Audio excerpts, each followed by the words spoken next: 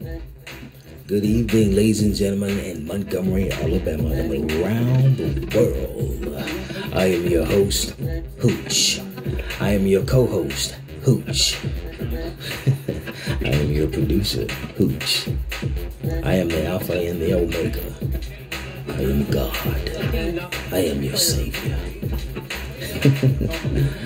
Welcome again to another edition of Trewvizon Radio. Listen, we have a packed show for you this evening. But before all of that, we'd like to give our respect and honor due to the National Federation of the Blind. And for additional information, log on to nfb.org. Yes, nfb.org. And we'd like to thank the chapters that are centered around the National Federation of the Blind. Tuscaloosa chapter there. Montgomery, Alabama, the capital city here in Montgomery chapter here. Mobile, Alabama. That's right, Mobile. Tuscaloosa, Talladega. I'm doing this by memory, you know that, right? And Birmingham, Alabama. That's right. Birmingham, Magic City chapter. Dig it. And don't forget to hit that Cash App. That's TREWBUCKS $. And don't forget our Instagram. That's Trewvizon Radio on Instagram. Trewvizon Radio. That's right, on Instagram. Dig it. And don't forget, if you have any comments, the good, the bad, and the ugly, hit us up on our Gmail account. That's TrewVizonRadio@gmail.com. TREWVIZON radio@gmail.com. You guys should know this by now, right? But we will put everything in the description box so you will not forget us. And we have a special message, very heartfelt, to our future former president, Mr. Donald J. Trump. I almost teared up when I heard it. It's very emotional. I just love it. Make you want to cry, you know? We have a super packed show for you this evening. Mr. Brian Watts will be on board. Yes, Brian Watts. Let me just run just a few of his accomplishments and accolades. I didn't know all these things. I knew some of them. But Brian Watts served in the military U.S. Fleet Marines, Bachelors of Divinity, and Bachelors of Business Management, and Masters of Business Management. And he is also an African ancient American historian. And he is also an expert in African traditional spirituality and healing, Hebrew studies, and lecturer. He's also a certified life coach and counselor for over 15 years. He is really certified. That is the show. Let's get it to go. Dig it. Trewvizon Radio. Let's get it on.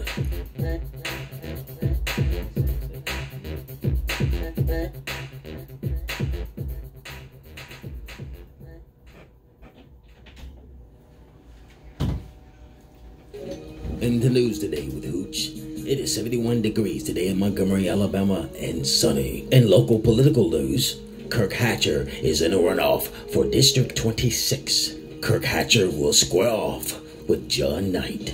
In Montgomery, Alabama, there's a heated debate regarding wearing masks. Montgomery, Alabama has suffered the most.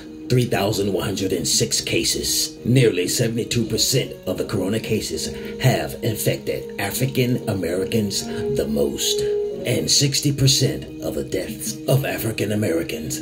William Boyd has lost at least 5 family members due to the deadly disease. And his brother is also fighting for his life due to COVID-19. We encourage everyone here at Trewvizon Radio to stay safe, mask up, and practice social distancing. Now, national news. Soon-to-be former President of the United States, Donald Trump, is still refusing to concede.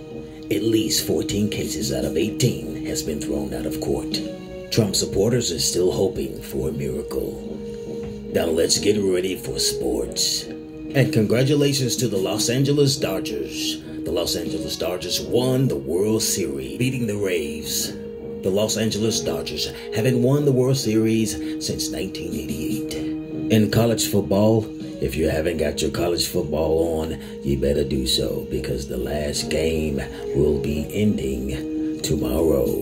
The league itself has started September 12th. And legendary Iron Mike Tyson will be putting on the gloves again. The hard-hitting boxer will be squaring off against Roy Jones. There's yet not a date to be set. Some say Roy Jones may be having second thoughts, and I don't blame him. That'll do it for sports. I'm your hooch.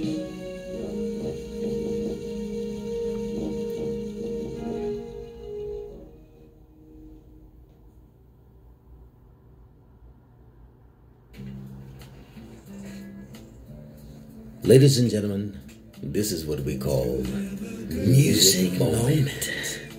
And today we'll be highlighting Eddie Kendricks from the Temptations. Eddie James Kendricks was born on December 17th, 1939 in Union Springs, Alabama. The singer-songwriter is known for his distinctive falsetto singing style. Kendricks co-founded the Motown group The Temptations and was one of their lead singers from 1960 until 1971. He was most famous for such cuts as From the Temptations, The Way You Do the Things You Do, Get Ready, and Just My Imagination. Later on, Kendricks moved on to pursue his solo career. Kendricks recorded several hits of his own in the 1970s, including the #1 single, Keep On Truckin'. Kendricks was born to Johnny and Lee Bell Kendricks in Union Springs, Alabama. Kendricks had one sister and 3 brothers. Kendricks moved to Birmingham, Alabama, where he met soon-to-be best friend Paul Williams. The two formed a gospel quartet in Birmingham, Alabama, and began to perform all over the city. The two wanted to move on to Detroit, Michigan to explore more opportunities. The two later on got together and formed a doo-wop group called the Cavaliers. The group had several names. The Primes, only when the group was pressured to go outside on a cold night before auditioning for Berry Gordy, and they came up with the title The Tempting Temptations. As we all know, history was made. Tragically, Kendrick died in Birmingham, Alabama, October 5th, 1992, at the tender age of 52. That would do it. This is what we call Music Moment.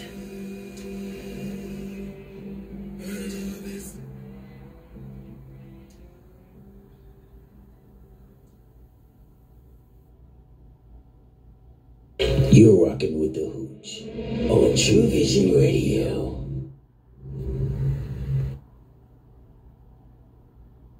You're rocking with the Hooch on Trewvizon Radio.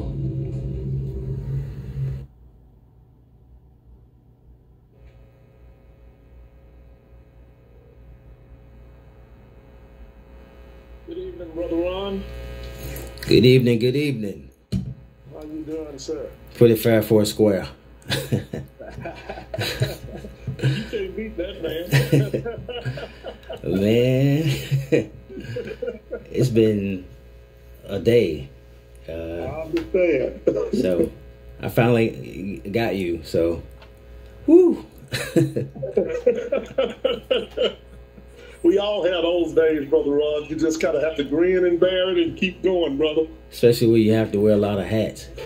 That's exactly right, man. That's exactly right. Call a little bit of time management and a little bit of being able to multitask. Yeah, I got to wear all of them today. Producer and everything. Yes, sir. Your accomplishments, I didn't know. I mean, I knew you was in the military, but I knew about, African theology. I hate to use that word theology, really, because it sounds... Yeah, spirituality is a better word than theology. Right, yeah. feel some type of way when I use that word. So. Yeah. Theology mostly relates, like you said, to the European concept. Mm-hmm. Almost like fiction. Yeah, in some sense, theology just means theo is God and ology is study of. So the word theology just means the study of God. Mm. Yeah, so it's just, but that's based off the European concept. Right. Yeah, so the word theos from the Greek means God. Mm. Yeah. See, I'm learning already. Ladies and gentlemen, Mr. Brian Watts. So, yeah.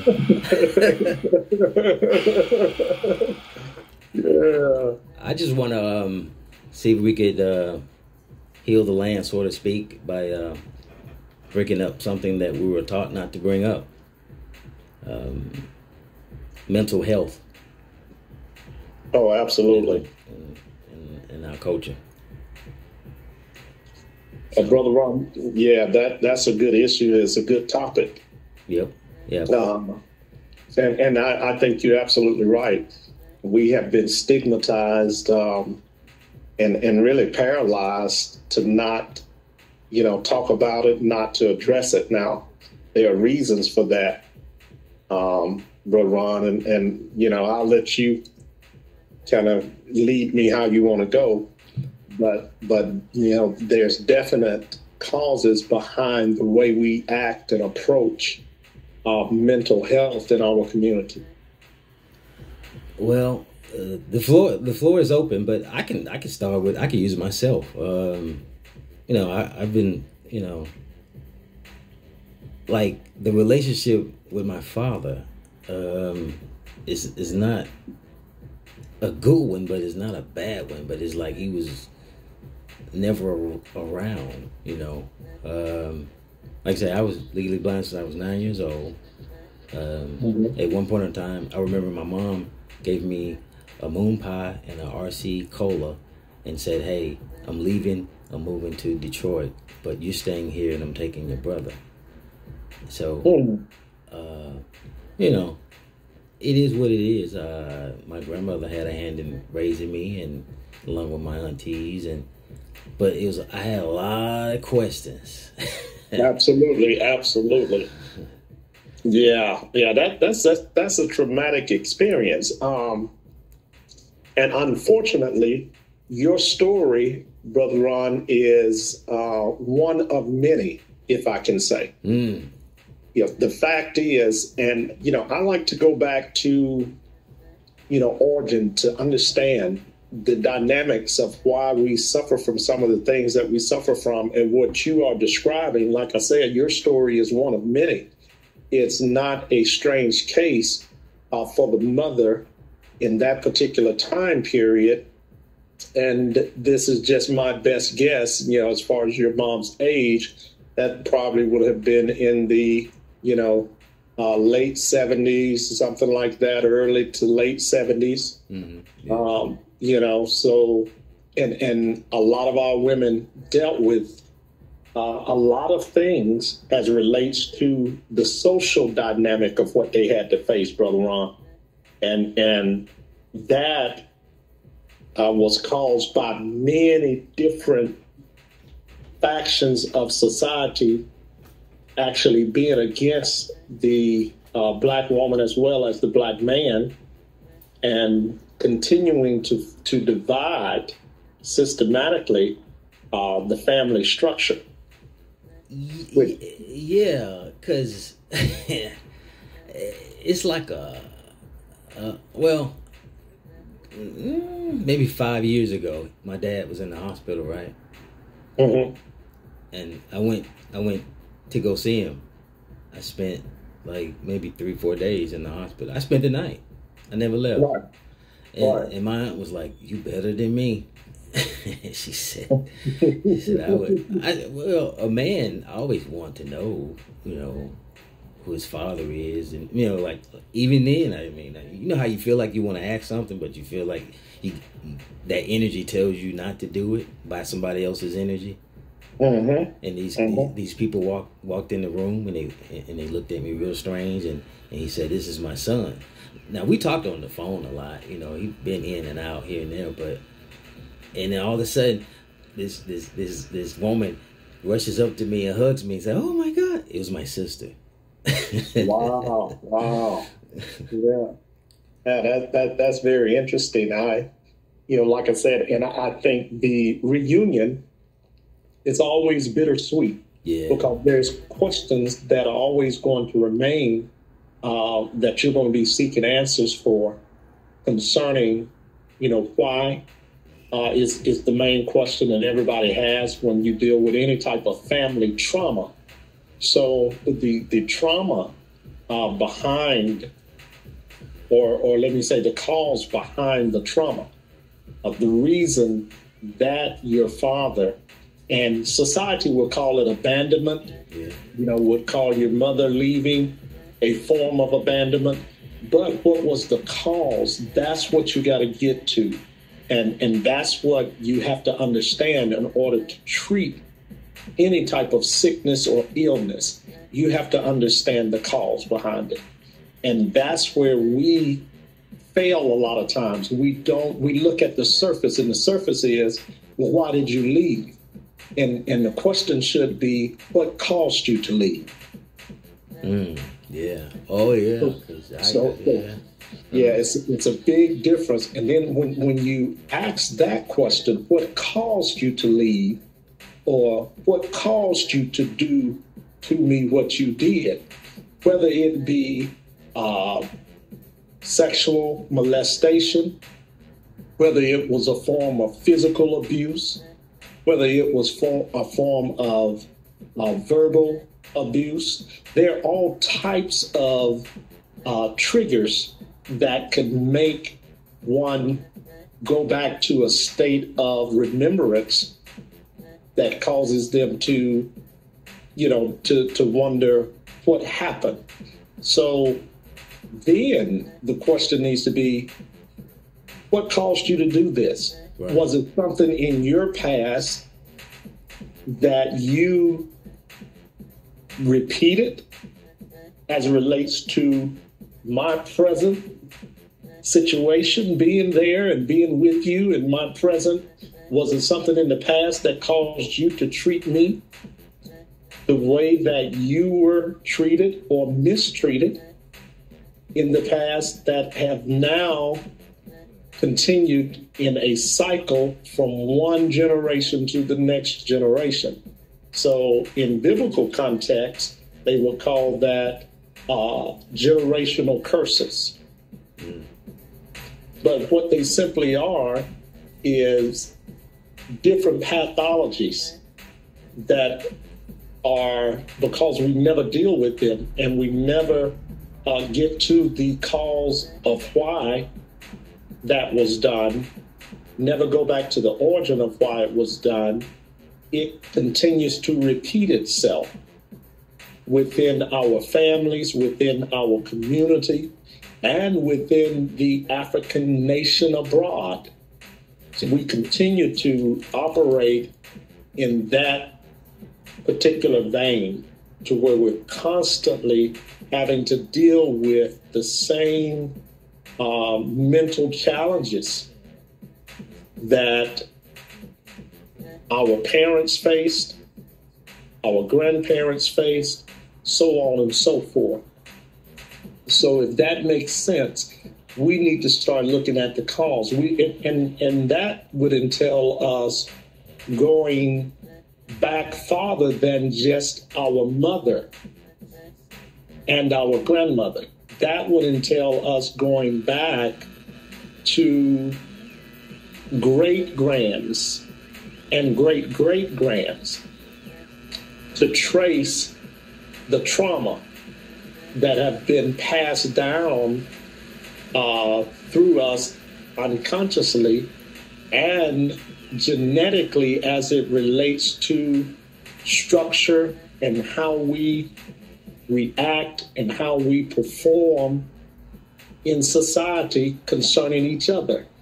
Right, because my sister, she has pictures of me with my father.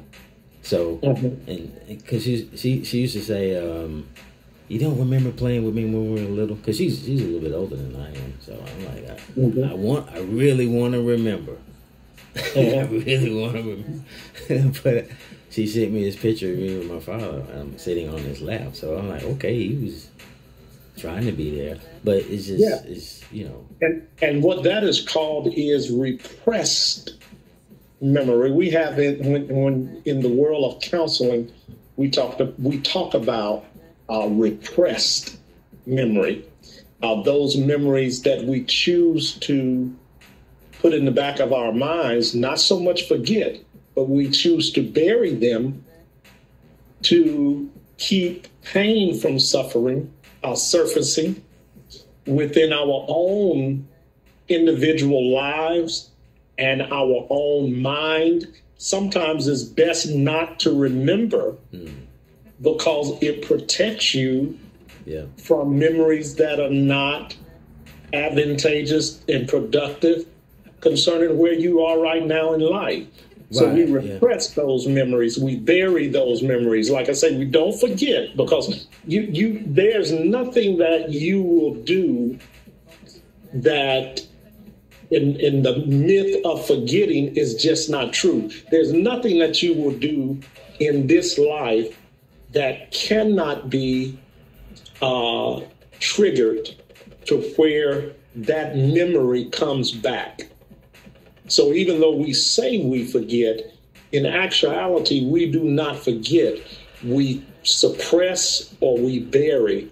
But that's a practice. It's a common practice when you are dealing with mental illnesses by way of people having experienced dramatic traumas in their life, being adopted, like the situation you went through with your parents leaving you for your grandmother and your aunts to raise, and we're grateful that they were there to step in, but still it's a wound. Yeah, it's like what was wrong with me? Absolutely. Absolutely. Why not me? Eventually, my mom came back, of course, but absolutely, it's still, you got these questions, but you told not to ask. Right. And like I say, we have to ask based on beyond why not me, and say, well, what caused you to walk away, Mom? I know you love me, but what was the cause of it? I want to know, because you're not going to get the real answer or the true answer until you look at what caused her to do what she did, what caused her to take those drastic measures, what caused her to feel like you would be better off in the care of your relatives. See, there was something that caused that. And her action may have been one to... We lost Brother Watts. See if we can get him back. Don't forget to hit that thumbs up while we're doing this. And don't forget to hit us up on Twitter at Trewvision. In Instagram, Trewvizon Radio. And our Gmail account, TrewVisionRadio@gmail.com. And don't forget, most importantly, to hit that Cash App. $ Trewbucks, TREWBUCKS. Yes, sir. Hey, Brother Ron, I'm sorry I lost you. No problem. Yeah, but did you hear what I was saying to you? I was going to get you back on. You had the call had dropped, and I was just punching in some social media stuff. So we good. We could. I got everything. Okay. All right. Yeah. So, but like I was saying, just to conclude on what I was saying is, a lot of times when we find out what the cause was, then it tends to heal those open wounds concerning the question of why me. Oh, yeah. Because now you get to look into the reason that Mom left me in the care of my relatives. And then not only that, at that time, that may have been the best situation as it relates to saving your life. Yeah, because she took my brother, my younger brother, and Right. it was a lot of stuff that went on in Detroit that, you know, I like, with her, because me and my brother now, we have, you know, different fathers, so. Right. Yeah, so Yeah. there's a lot of stuff that went down that, you know, arguing and, you know, stuff between couples that shouldn't go down in front of children, so. Oh, absolutely. So when they came back, you know, I'm like, what are you doing? You know, leave my mother alone. You know, that kind of thing went down, you know, so maybe my grandmother did save me from some stuff. Oh, absolutely she did. There's no doubt about that, brother. And then when people say, you're such a great drummer, it's therapy. Absolutely. And I make fun of it. And I, like my sister, I joke with her and I say, you know, you're the reason why I went through all this hell some way in relationships. And she said, you were just too nice. You were just too nice. So maybe that's some of it could be too, in a nutshell, with us as a people, because sometimes we talk to one another real rough with petty stuff, and it could be, you know, scars of slavery somewhat. I always talk about scars of slavery. Absolutely, it is, and you're exactly. So you hit the nail on the head. Drumming is an outlet of expression that heals those wounds concerning questions.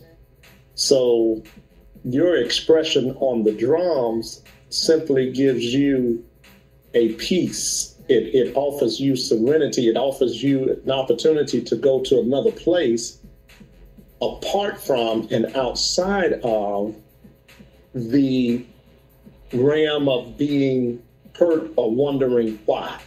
Mm-hmm. So it's an expression that is also a spiritual act of healing. So always, whenever we're dealing with any type of mental issues, whenever we're dealing with any mental, dysfunctions, we have to have something that we can go to, whether it be meditation, yours is drumming, whether it be exercising. We have to have an outlet to express and to calm ourselves, to calm our minds, to calm our spirits, to stop the questions, just if nothing but for 10 to 15 minutes, so that our minds can rest. So, therapy as it relates to dealing with mental issues is something that is not talked about in the African American community as well. And that is because most mental issues, in our community, is dealt with by psychotic drugs. Mm-hmm. So those are the things that, the European community wants to prescribe those things to us that adversely affects the rest of the body, as well as affecting the mind. Mm. So when we see that, they discourage therapy as it relates to expression, as it relates to having another outlet to actually escape what we call it, like there again, that's a word that's used in counseling, a way to escape those fears, those traumas, and go to another place to where there's serenity and peace. So different forms of therapy outside of drugs is something that is necessary in our community, but has been discouraged in our community because of slave scars. Yeah, because I have a lot of songs that I've written, I've been writing since I was 8 years old. Because I tell people all the time, I didn't pick this life. I didn't choose. It chose me. his life and music. Absolutely. You know, I didn't have a choice. You know. Absolutely. Well, let me, if you don't mind, I want to give you just just kind of frame it from a historical context, Brother Ron, and I'll make it, you know, I won't be long, but just to kind of help you to understand when we talk about Black mental health, I always say, Brother Ron, that is inherently tied to our ancestors by way of slavery. So when we deal with that, when we talk about that, we have to look at the fact that in order for a enslaved person who had been freed to fit into what we know as colonial society, there needed to be a certain level of education which was needed, and a subtle form of what I call mind manipulation that would have also caused our ancestors to accept the colonial form of freedom as opposed to their own understanding and concept of freedom, which was liberation. So instead of them choosing liberation, our ancestors chose the colonial emancipation, which was a form of freedom. It was not liberation. In them accepting that, Brother Ron, there was a subtle mind manipulation that was employed by the slave master in order to change the dynamic of how the slave thought about himself, his culture, his children, his women, their men.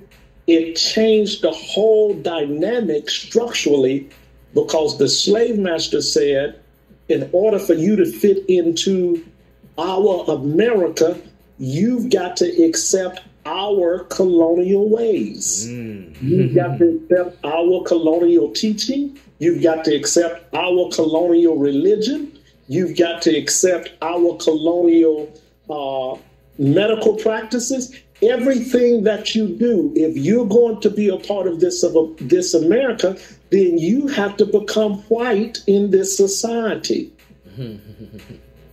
in order to exist. So the mind games as it relates to mental health began centuries ago. So it doesn't. It doesn't matter the education that you have. It does not. No, sir. So, matter of fact, I tell people the more educated you are in the system of colonialism, the harder it is to break away from it. Yeah.